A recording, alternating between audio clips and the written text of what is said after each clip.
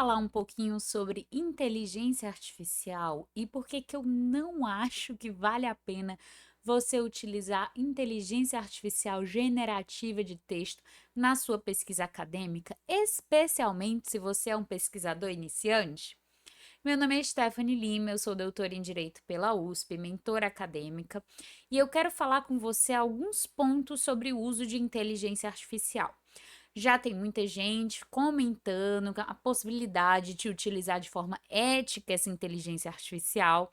Inclusive, saíram guias e diretrizes da USP, da Unicamp, de diversas revistas científicas sobre como usar a IA de forma ética, e a gente vai falar aqui sobre isso.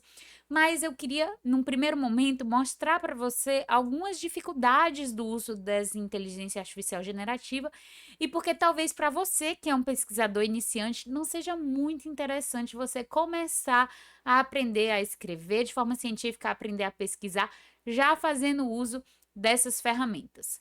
Para começar, a gente tem que entender um pouquinho o contexto, né, de como que essas ferramentas surgiram, quais são os principais riscos e perigos do uso dessa ferramenta.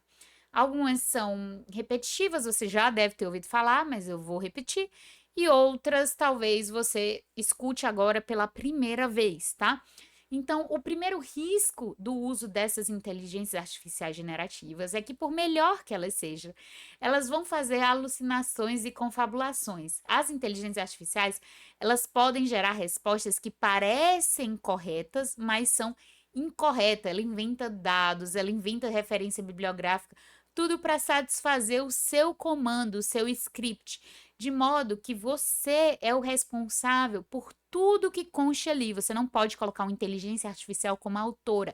A autora é você, e você que tem que certificar de que tudo que está ali condiz com a realidade. Então você vai ter que checar duas vezes. Sabe quando às vezes é mais fácil você fazer sozinho do que delegar para o seu estagiário para revisar a peça dele? Então, a estagiária aqui pode alucinar e te convencer de que algo é verdadeiro quando não é, te dando o trabalho de checar duas vezes, porque sempre há o risco dessas confabulações e dessas alucinações. Além disso, esse modelo de linguagem natural ele foi treinado em uma série de dados, né?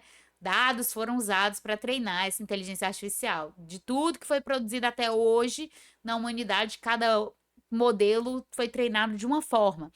Então, significa que esses modelos, eles são treinados majoritariamente também com dados de internet, que vai refletir o quê? Quem que coloca mais dados na internet? Vamos pensar. O norte global. Então, eles vão tender a reproduzir preconceitos, vão manter o status quo de marginalizar grupos subrepresentados, porque não tem dados de grupos subrepresentados o suficiente para treinar esse modelo que precisa de uma grande linguagem, e vão acabar trazendo prejuízos para a população indígena, negra, LGBTQ. Então a gente não consegue confiar que esses dados eles não têm vieses. E muitas vezes da pesquisa científica que você está propondo é para olhar para esse subgrupo, é para olhar para essa realidade e ele não consegue te dar. É aquela coisa de você colocar bebês e ele só trazer bebês brancos e não trazer bebês negros, porque não tem na base de dados dele, ele interpreta o mundo como um mundo mais branco. É um grande problema da inteligência artificial que as pessoas que estudam sobre isso querem evitar, diminuir esses vieses de cognição, mas eles existem e você tem que estar atenta para isso no momento em que você está olhando. Outro problema grande e um risco enorme do uso disso na pesquisa científica é porque os grandes modelos de linguagem, eles são baseados em dados históricos. Então eles viram tudo que foi produzido, todo o conhecimento, e é isso que suporta eles, de modo que eles são treinados nesses dados já publicados. Isso significa que a IA se baseia em dados passados, o que limita a sua capacidade de antecipar tendências. E você, como pesquisador, entende qual é a lacuna de pesquisa para poder dar um passo futuro e descobrir algo novo. A pesquisa é para você descobrir algo novo. Então você não pode assessorar-se com alguém que só conhece o passado e não consegue dar esse desafio para o futuro, porque a base de treinamento toda dela é em algo que já existiu. O que leva ao outro ponto de limitar a criatividade. Ela não consegue ser tão criativa, ela reproduz conhecimento existente. E para a gente sugerir novas perguntas de pesquisa, novos modelos de análise, novos métodos, coisas de ponta, o desenvolvimento da ciência, para isso que existe uma pesquisa científica, para desenvolver a ciência, a gente tem que estar pensando para frente e não simplesmente usando dados para trás.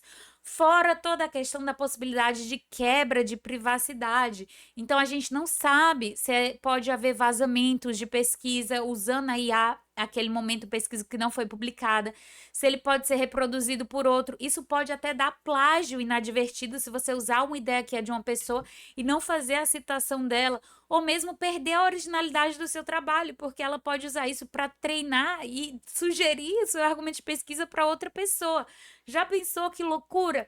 Por isso que os revisores também não podem colocar um artigo que eles estão vendo se vai publicar ou não e jogar na IA para ajudar eles a corrigir. Isso é uma loucura, é um absurdo. Por quê? Porque ele pode estar quebrando a originalidade daquele artigo.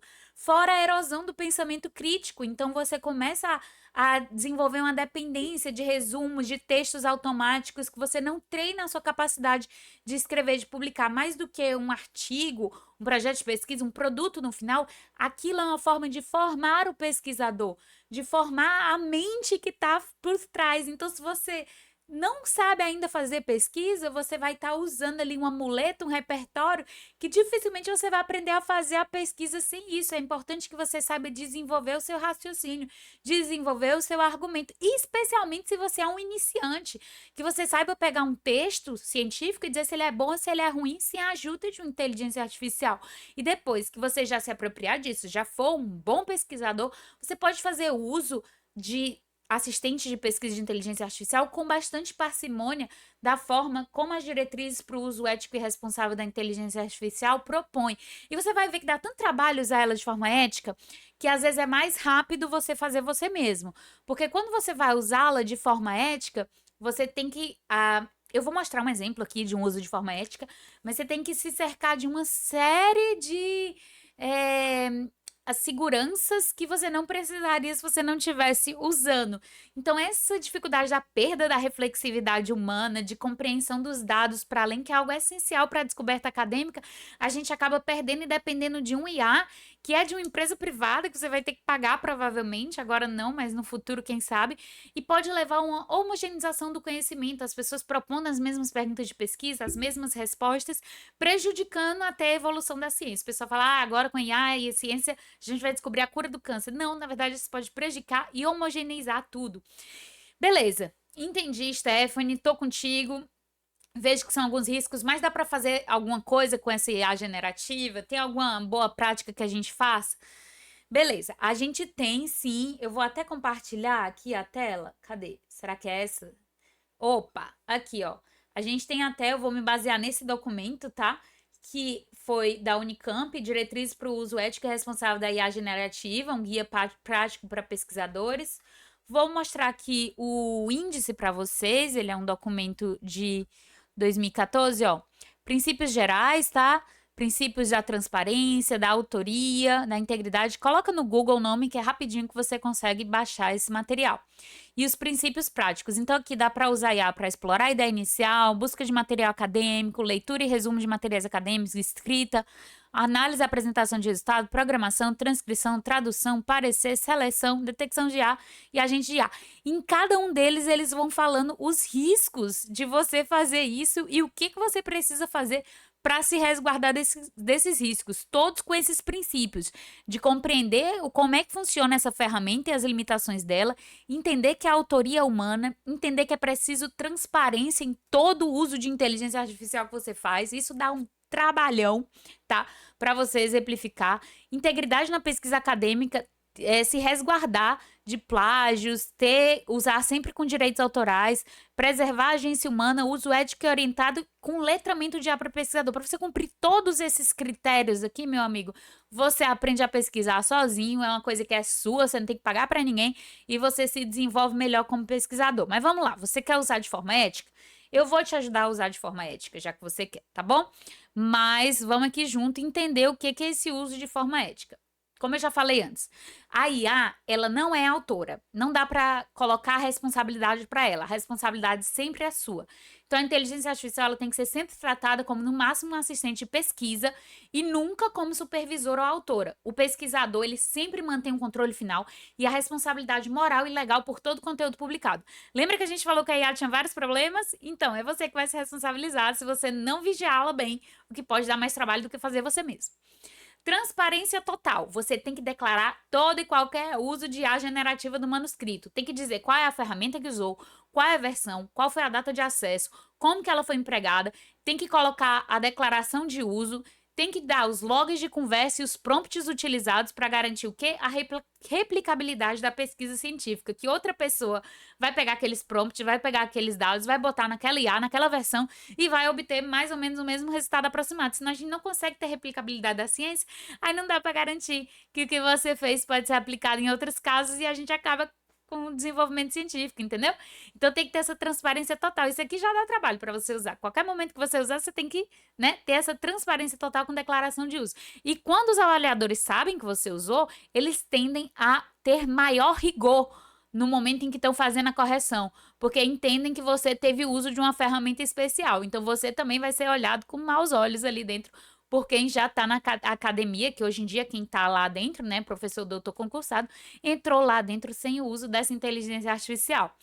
Depois, você vai ter que se preocupar com os dados sensíveis. Não pode fazer upload de trabalho não publicado, de dados biográficos, como transcrição de vozes, informações confidenciais em qualquer modelo de IA online, a não ser que haja garantia explícita de que os dados não serão usados para treinamento e você nunca sabe, porque às vezes a empresa diz uma coisa e faz outra, você não tem como garantir, beleza?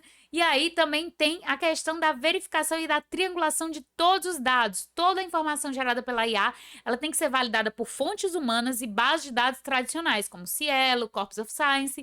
Resultado de análise de dados deve ter testado por outros métodos para evitar erros estatísticos e alucinações. Olha você fazendo trabalho dobrado, porque agora você conta com assistente de pesquisa que teoricamente faz você fazer seu trabalho mais rápido, mas na verdade você delega grande parte do desenvolvimento que deveria ser seu, né, como pesquisador.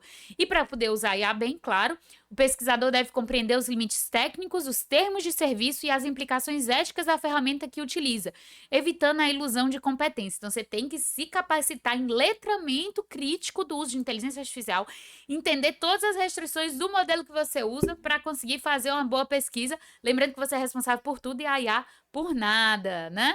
E aí você tem que adotar também preferencialmente modelos abertos, priorizando o uso de modelos de código aberto ou ferramentas que garantam a soberania tecnológica e a segurança dos dados locais. Olha só, né? E ainda escolher uma IA que tem modelo aberto para que outras pessoas possam usar sem ter que pagar para aquela empresa, sem ter que ficar com os dados presos naquela empresa.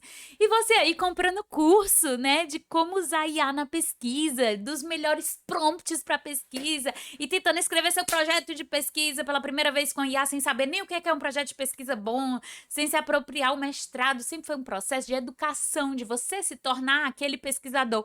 O trajetória dizia muito mais do que um produto final colocado ali, é só quem você se tornou e os exercícios que você teve que fazer ao longo do tempo para você se tornar esse grande pesquisador. E agora você está abrindo mão de tudo e comprando curso de IA na pesquisa, enquanto os pesquisadores sérios que mandam usar IA de forma ética colocam uma série de restrições para o seu uso. Eu vou agora, no final, trazer, né, que o papel do pesquisador na descoberta é essencial, a inteligência humana é essencial para a gente conseguir seguir com a ciência, conseguir formular perguntas interessantes, conseguir gerar conhecimento, conseguir pensar para frente, tá? E a IA nunca vai passar de uma assistente, e uma assistente muito perigosa que dá muito trabalho, que é uma estagiária que você não pode confiar, tá? E que você tem que fazer tudo avisando tudo que você fez. Vamos voltar lá para aquele documento, só para a gente ver uma coisa? Vamos voltar. Voltamos para o documento, tá? Essas restrições, essas limitações, essas coisas todas estão aqui. E aí, ó, ele tem aqui, ó, declaração do uso de inteligência artificial generativa, tá vendo, ó? Ferramentas de IA citada, repositório e dicas para prompt, resumo dos princípios práticos do uso da IA generativa. E os autores aqui, que são autores já professores doutores. Vamos lá na declaração do uso de inteligência artificial generativa para poder ver, né? Eles usaram e aqui eles estão dizendo como que foi o uso de inteligência artificial generativa que eles fizeram. Cadê? Vamos procurar aqui a declaração. Eles usaram IA generativo para fazer o manual sobre IA generativo. E aí eles dizem aqui, ó. Cadê, gente? Vamos atrás. Este manual foi inteiramente elaborado pelos autores, mas contou com o auxílio de inúmeras ferramentas de inteligência artificial generativa. SciSpace, Perplexity e Elist, versões não sabe a versão. Acesso em setembro e outubro de 2024 foram usados como ferramenta de busca semântica baseada em inteligência artificial para encontrar materiais específicos de organizações, universidades e afins. Então, ele buscou esses materiais e foi na fonte, não acreditou só no que ele disse, para buscar. ChatGPT e Claude foram usados em vários momentos para exploração de ideias, tá? ChatGPT versão 4.0 Canva e Claude 3.5 e Contest sem versão foram usados entre setembro e novembro para fazer resumos e anotações humanas para revisão textual. Inclusive, gente, só um parêntese aqui, antes da gente terminar isso aqui, que eu fico meio indignada com isso, o pessoal acha que não faz mal você botar a revisão do texto para um IA. Gente, escrever é reescrever. Então, você deixar o texto dormir, você olhar contra os olhos, você reescrever para que o leitor consiga entender de forma mais profunda, isso é uma habilidade suprema do escritor. Não existe escritor que não reescreva. E aí você delega isso como se, já fiz minha parte, eu fiz uma primeira versão. Gente, não existe. O escritor, ele é bom quando ele reescreve, quando ele sabe o que cortar, sabe o que colocar, e você nunca vai se tornar um bom escritor se você não revisar. Então, pare de delegar a revisão do seu texto para IA como se fosse uma coisa menor.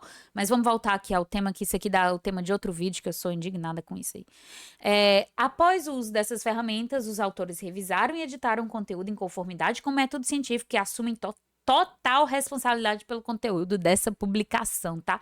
Então, esse aqui é a declaração do uso da IA generativa e ele também vai descrevendo melhor como que ele fez esse uso e tudo que ele colocou. Então, é isso.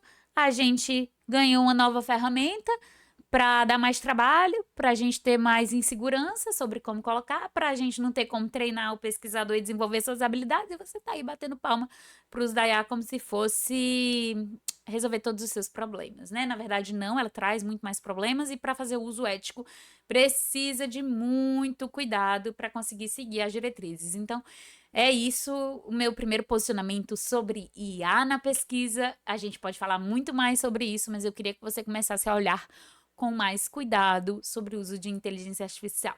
E se você também é desconfiado como eu, comenta aqui nos comentários como é que tem sido a sua experiência com o IA generativa e vamos junto construir uma pesquisa que realmente te dê orgulho e que te torne o pesquisador que você quer ser. Acompanhe o nosso canal, um beijo e até a próxima.